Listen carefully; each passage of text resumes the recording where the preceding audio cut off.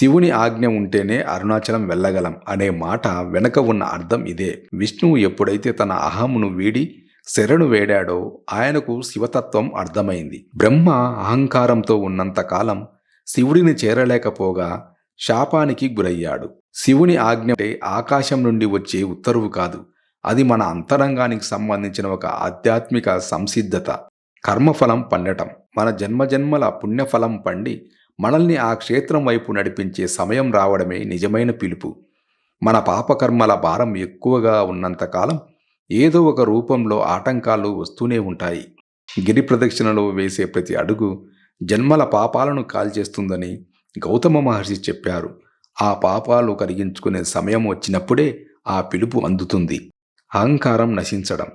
అరుణాచలం వెళ్ళడానికి డబ్బు కాదు, డిగ్రీ కాదు, అధికారం అసలే కాదు. కావాల్సింది ఒక్కటే, నిర్మలమైన భక్తి, శరణాగతి. నేను వెళ్తున్నాను అనే అహంకారం మనలో ఉన్నంత వరకు ఆ ప్రయాణం సాధ్యపడదు. ఆయనే నన్ను పిలుస్తున్నాడు అనే భావనతో అడుగు ముందుకు వేసినప్పుడే ఆ కొండ మనల్ని తనలోకి ఆహ్వానిస్తుంది.